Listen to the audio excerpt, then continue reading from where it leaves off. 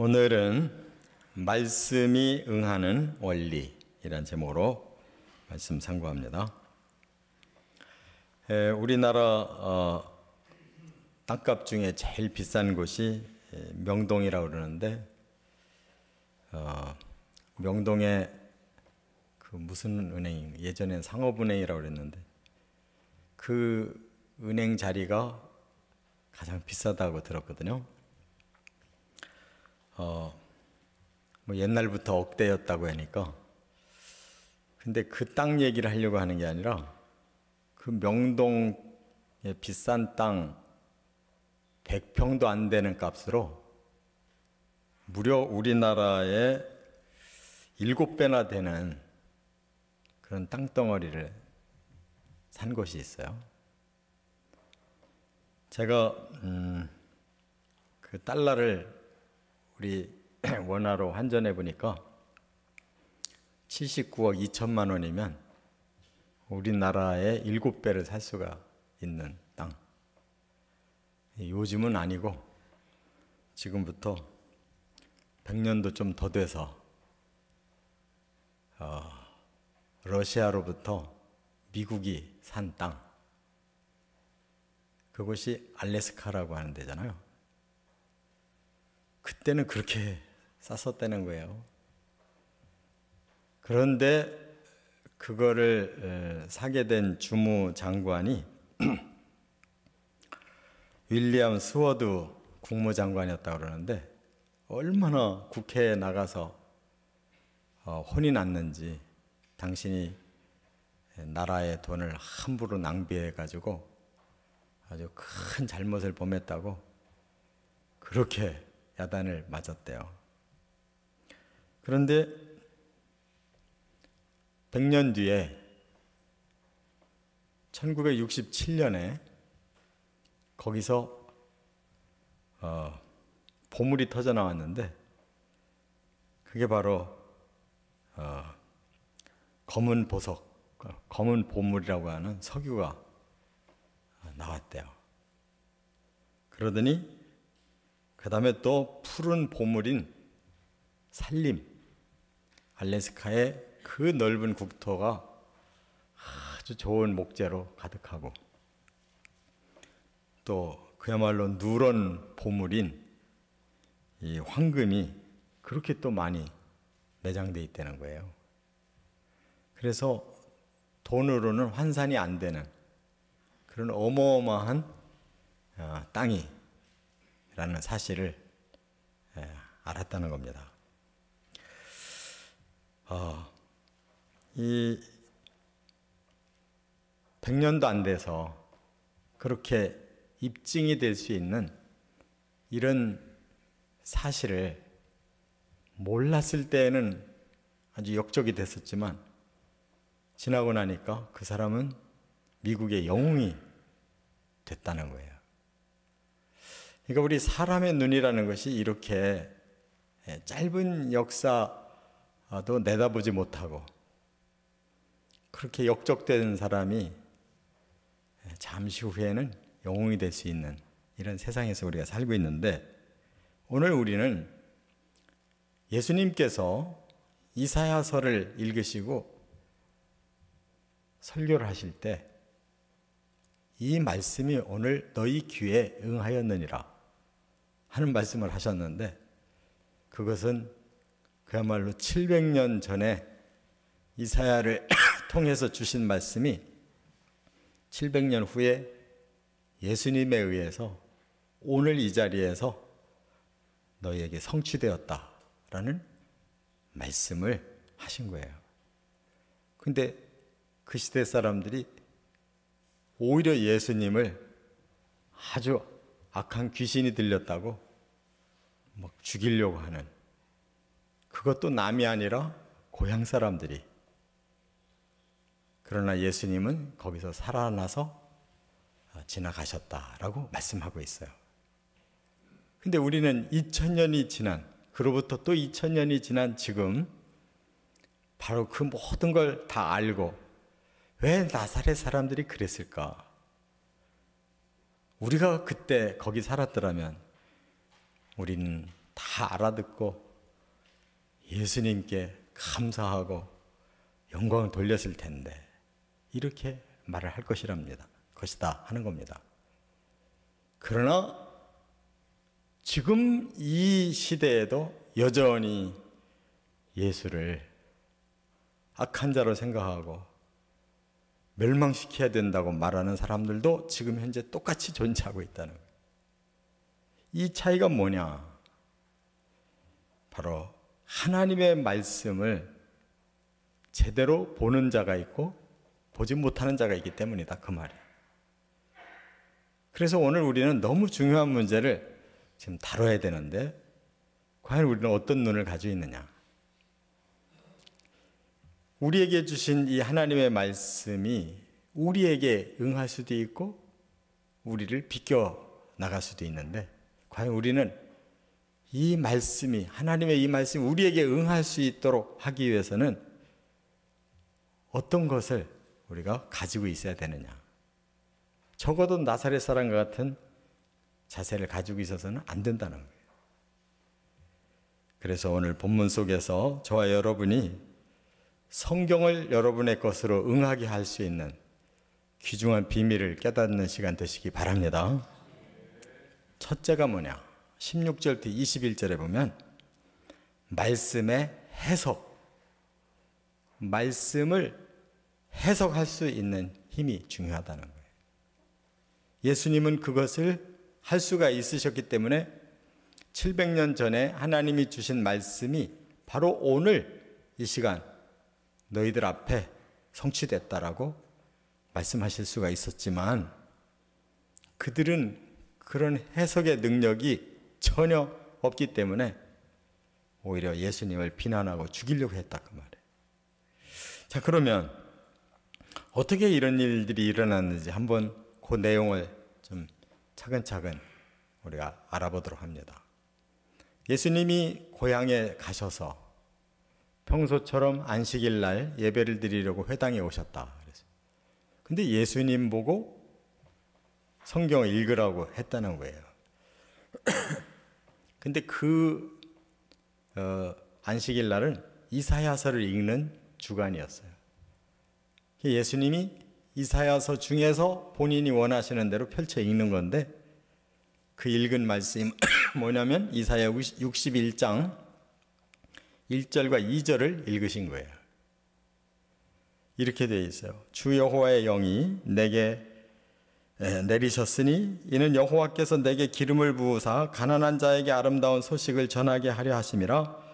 나를 보내사 마음이 상한 자를 고치며 포로된 자에게 자유를, 갇힌 자에게 노임을 선포하며 여호와의 은혜의 해와 우리 하나님의 보복의 날을 선포하여 모든 슬픈 자를 위로하되. 이게 바로 이사야 61장 1, 2절의 원본이에요. 이것을 신약성경 누가복음 4장 18절 19절에 조금 내용이 거의 비슷하지만 조금 다르게 이렇게 나와 있어요. 예수님이 이것을 읽으셨다 그 말이에요. 근데 과연 그 이사야 방대한 65장의 말씀 중에 하필 왜 61장 1, 2절을 읽으셨을까? 그는 예수님의 의도가 있으셔서 읽으시고 그리고 이 말씀을 한마디로 설교를 하셨어요. 오늘 본문에 보면 예수님은 21절에 이렇게 말씀했어요. 이에 예수께서 저희에게 말씀하시되 이 글이 오늘날 너희 귀에 응하였느니라. 딱 설교가 한마디예요. 저도 이렇게 좀 한번 해봤으면 좋겠어요.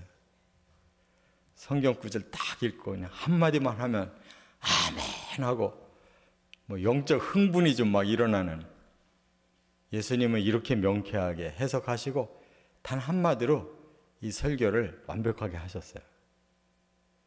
그런데 문제는 사람들이 못 알아듣는다는 게 문제죠. 이런 뜻이에요. 내용은 뭐냐? 복음은 성령이 임하셔서 기름을 부을 때 깨달아진다. 지금 이걸 이사야 61장에서 말씀하고 있는 거거든요. 또 하나, 복음은 가난한 심령에 들려지는 것이다. 그 얘기예요. 복음은 영적으로 사탄에게 포로되어 죄짓고 불행하게 된 자에게 자유를 주는 것이다. 그 얘기예요. 복음은 영안이 어두운 자들에게 영안을 밝혀주므로 진리를 알고 바르게 살게 해주는 것이다. 또 복음은 죄와 저주의 무거운 짐을 벗어버리고 자유함을 누리는 것이다. 복음은 율법에서 벗어나 하나님의 은혜로 죄를 용서받고 기쁨과 평안을 누리며 사는 것이다. 이 내용이에요. 근데 그 내용을 말씀하지 않고 오늘 너희들에게 이 말씀이 성취됐다 이렇게 선포하신 거예요.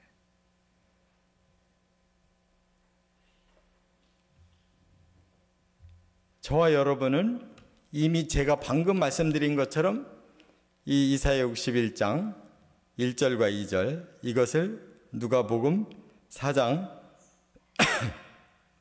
18절 19절에서 이렇게 비슷하게 써 놓으신 말씀을 제가 다시 더 쉽게 풀어서 오늘 우리들이 알아들을 수 있는 언어로 풀었어요. 그러니까 정말 은혜롭고 좋은 말씀이죠. 네. 그런데 그 사람들도 그런 반응을 앞에서 보여줬어요. 그래서 그것까지는 좋았다는 거예요. 그런데 정작 예수님이 진짜 말씀하고 싶은 이 말씀이 성취됐다. 오늘 우리 앞에 성취됐다 하는 이 말씀에 그들이 너무 무지했다는 거예요. 중요한 거는 말씀 참 은혜롭고 좋습니다. 여기까지는 많은 사람들이 느끼는 거예요. 근데 그보다 더 중요한 것은 그것이 내게 주시는 말씀으로 나의 말씀으로 응하고 성취되고 내가 누릴 수 있게 돼야 이것이 정말 말씀이 내게 응할 수 있는 귀한 보고가 되는 줄 믿습니다. 그래서 해석이 중요한 거예요. 해석. 제가 여러분들에게 우리가 이해할 수 있는 단어로 복음이 뭔가를 이 본문을 풀으니까 그 해석을 통해서 훨씬 빨리 알아들었잖아요. 예수님도 그 모든 원리를 다 깨우치시고 이것이 700년 전에 하나님이 후대 사람들에게 메시아가 오면 이런 일을 할 것이다. 그걸 보거든 너희들은 그를 메시아로 믿어라. 한 말씀인데 바로 이 복음을 내가 이루려고 왔고 내가 바로 그 메시아다라고 지금 선포하신 거예요. 근데 그들은 그걸 그 시간 제대로 해석을 할 수가 없었어요. 이 차이라는 것입니다. 오늘날 많은 사람들이 진리를 알고 싶고 그 진리를 통해서 자신이 뭔가 변화되고 뭔가 새로워지고 뭔가 구원을 얻고 싶어 하는데 그 진리를 제대로 볼 줄 아는 눈이 없는 거예요. 그래서 종교는 많고 교회도 많은데 구원은 제대로 이루어지지 못하는 이유가 뭐냐? 그 말씀을 제대로 해석하지 못하기 때문이다. 그 말이에요. 이 스위스의 종교개혁자였던 하이니 볼링거가 이런 말을 했어요. 선포된 하나님의 말씀은 그 자체가 하나님의 말씀이다. 굉장히 그 신학 용어로 어려운데 선포된 하나님의 말씀은 그 자체가 하나님의 말씀이다.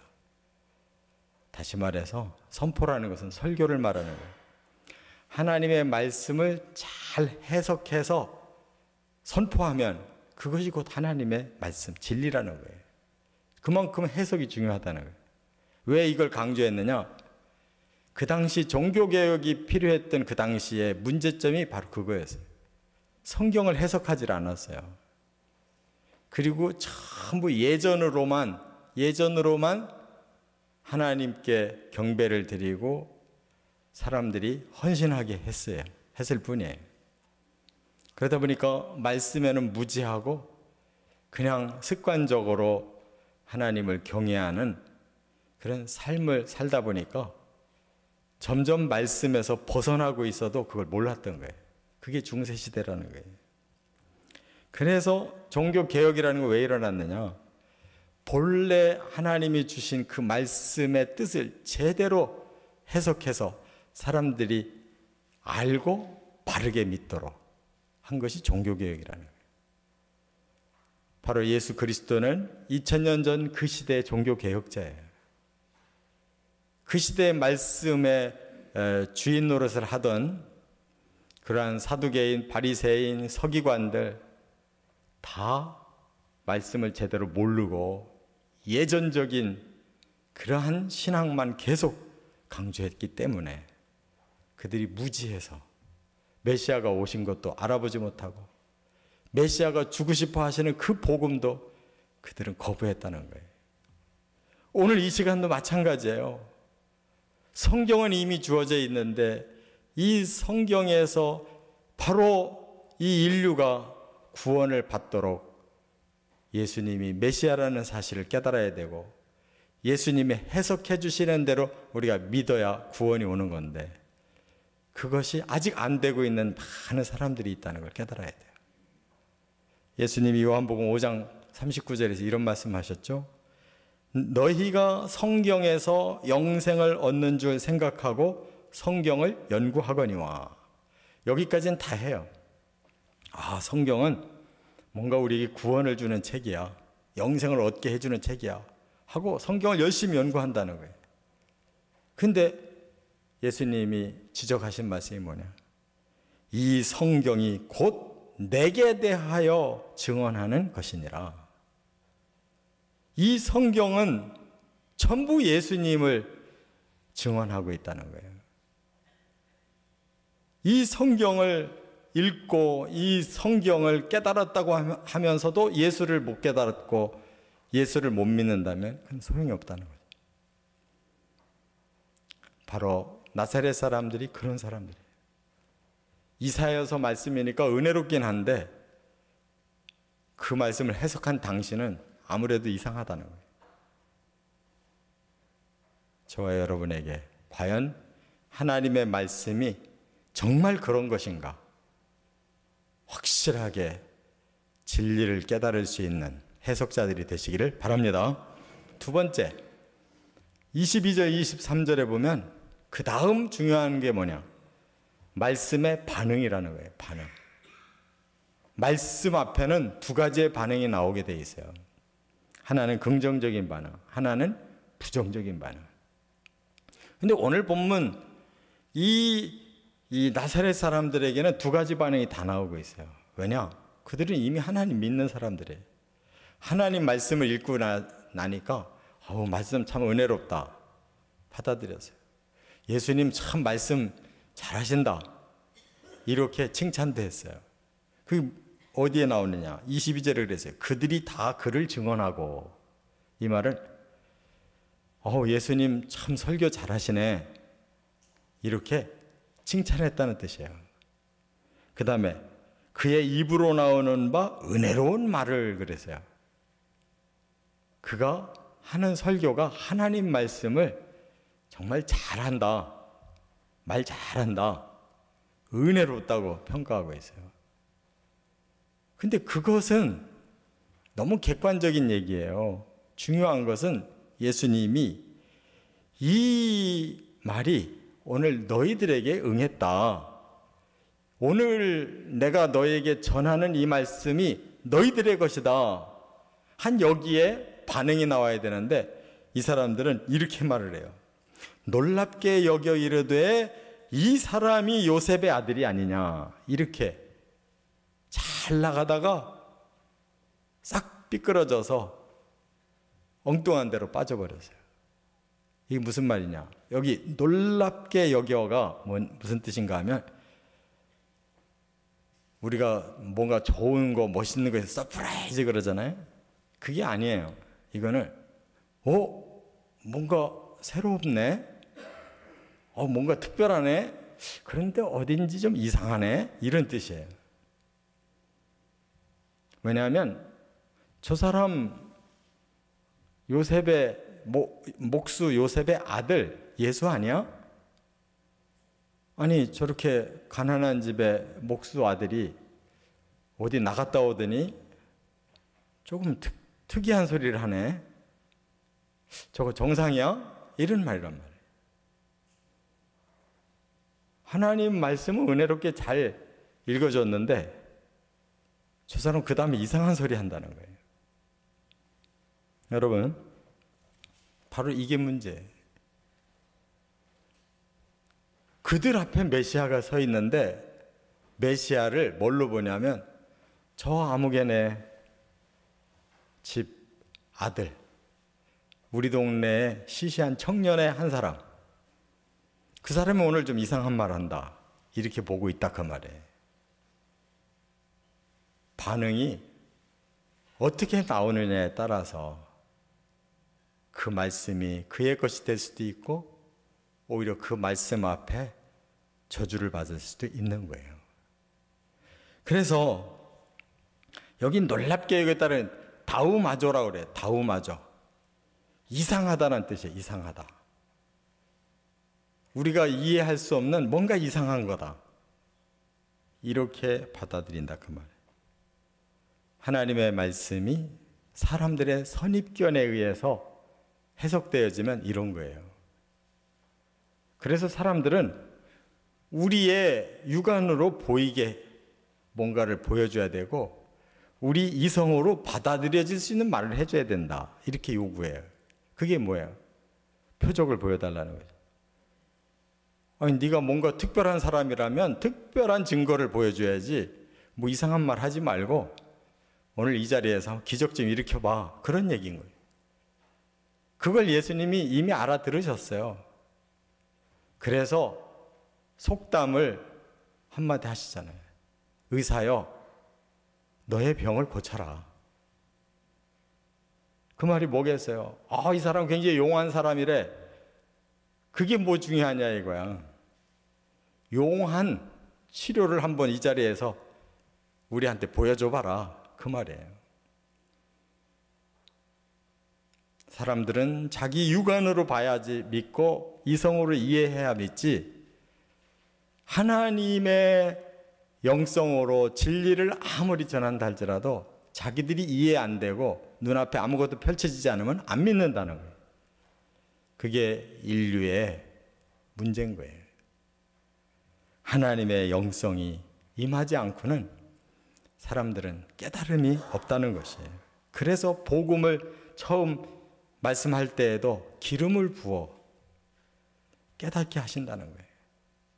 저와 여러분에게 성령을 주신 거 감사하시기 바랍니다. 우리가 잘나서 해석한 게 아니고 하나님 우리를 긍휼히 여기셔서 성령을 주셨기 때문에 깨닫게 됐다는 것을 우리가 알아야 돼요. 어떤 분이 믿음과 의심이라는 시를 썼어요. 그런데 짤막한 시인데 이 두 가지의 보는 눈이 너무 180도로 다르다는 거예요. 이렇게 말을 했어요. 의심은 방해물을 보지만 믿음은 길을 본다. 여러분, 우리 앞에 길이 놓여져 있는데 의심의 그런 관점을 가진 사람은 내 앞에 방해물이 뭐가 있나 이것부터 먼저 본다는 거예요. 그런데 믿음의 관점을 가진 사람은 어떻게 길이 만들어져 있나를 본다는 거예요. 그래서 부정적인 사람은 방해물부터 먼저 쳐다보고 포기합니다. 아유, 저 길 위험해서 안 되겠네. 그러나 긍정적인 믿음을 가진 사람은 어떻게 가면 길이 끝까지 열려 있겠네, 갈 수 있겠네라고 본다는 거예요. 또 의심은 한 걸음을 두려워하지만 믿음은 높이 날아오른다 그러죠. 의심을 가진 사람은 한 걸음 가기가 힘들어요. 처음부터 부정적이 갈 수 있을까 없을까 망설이니까 못 가는 거예요. 근데 믿음을 가진 사람은 그냥 갑자기 나를 수도 있다는 거예요. 긍정의 마음을 가진 사람은 나를 수도 있다는 거예요. 걷기가 곤란하면 나르면 되잖아. 그런 눈이 열려진다는 거예요. 또 이렇게 말하고 있어요. 의심을 가진 사람은 누가 믿지? 이렇게 말을 한대요. 말하자면 나의 문제가 아니라 다른 사람의 문제로 돌린다는 거예요. 그러나 믿음을 가진 사람은 내가 라고 자기에게로 그것을 돌릴 수가 있대요. 우리는 정말 하나님이 우리를 향해 주신 이 진리에 대해서 바로 우리는 그 속에서 길을 찾는 사람이 돼야 돼요. 그 속에서 현실이 않으면 더 이상을 가지고 볼 줄 아는 마음이 있어야 돼요. 남이 다 아니라고 해도 그 말씀이 나에게는 진리라고 깨달아질 수가 있어야 될 줄 믿습니다. 마태복음 14장 31절에 보면 예수님이 물 위로 걸어오실 때 그 중에 갑자기 믿음이 솟아난 사람이 있었죠? 바로 베드로. 예수님, 저를 오라고 부르십시오. 그래, 오라. 그냥 충만한 믿음으로 달려갔는데 가다가 제정신이 나서 보니까 자기가 물 위를 걷고 있는 거예요. 아이고, 나는 이제 빠져 죽겠구나. 여지없이 이성이 자기를 작동하니까 발을 멈추잖아요. 그냥 빠져 들어가는 거지. 막 달리던 사람이 이성이 돌아오니까 나는 물 위를 걸을 수 없는 사람이다. 빠지는 거예요. 예수님이 얼른 먼저 건지고 나서 하신 말씀이 뭐라고 그러셨어요? 믿음이 작은 자여 왜 의심하였느냐 그러셨어요. 저 같으면 안 건지고 그 말을 먼저 했을 것 같아요.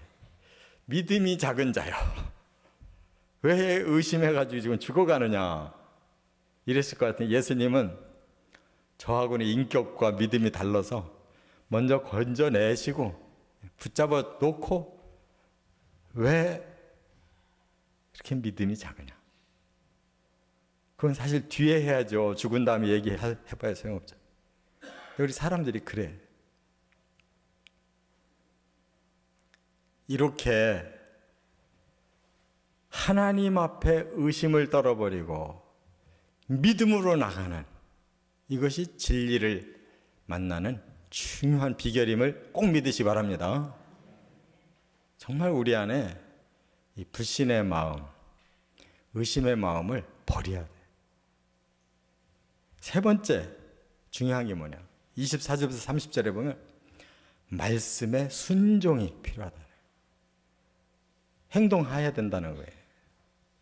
이것이 진리구나 할 때는 거기에 순종하는 행동을 해야 된다는 거예요.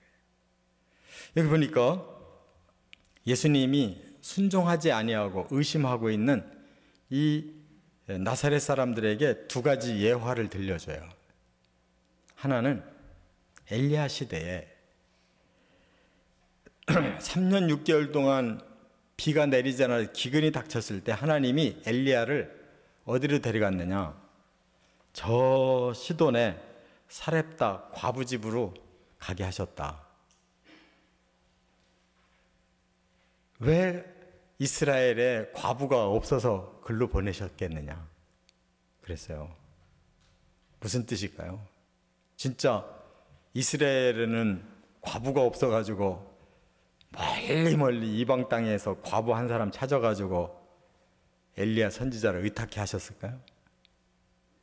그게 아니라는 거예요.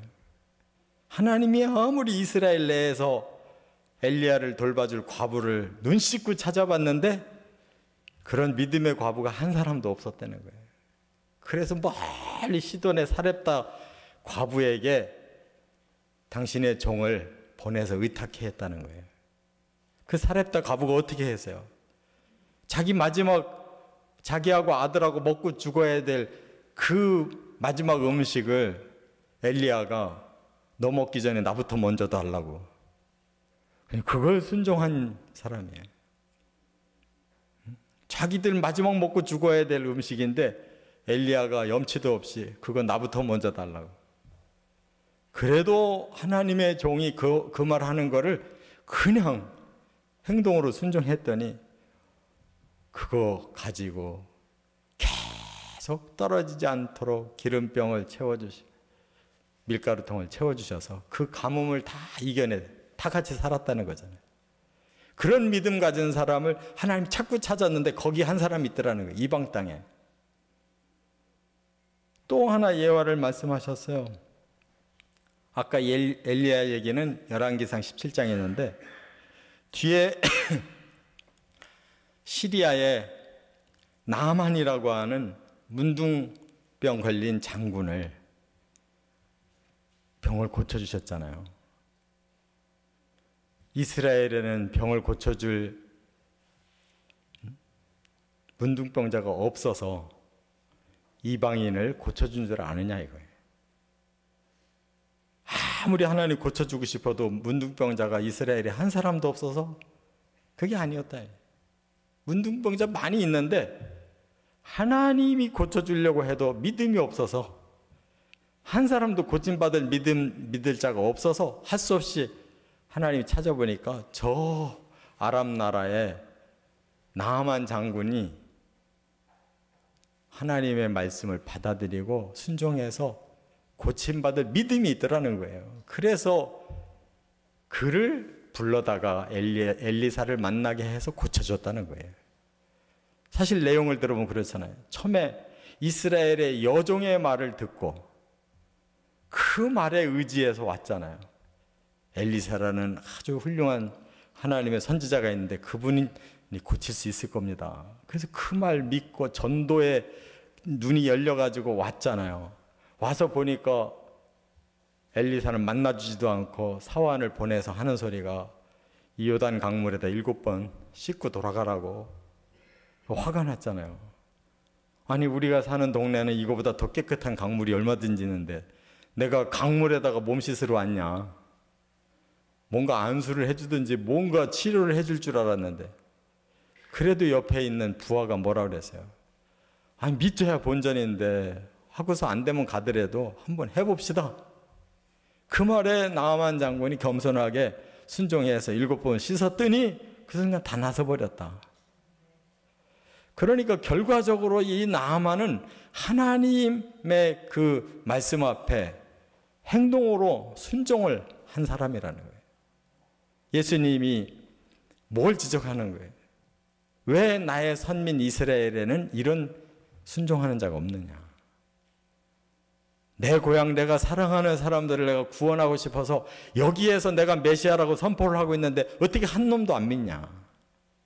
내 고향 사람부터 먼저 구원하고 싶은데 나를 메시아로 보고 믿고 순종하는 자가 어찌 하나도 없냐?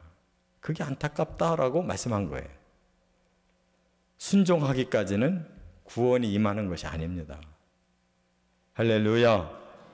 그래서 우리가 순종 연습이 필요하다는 거예요.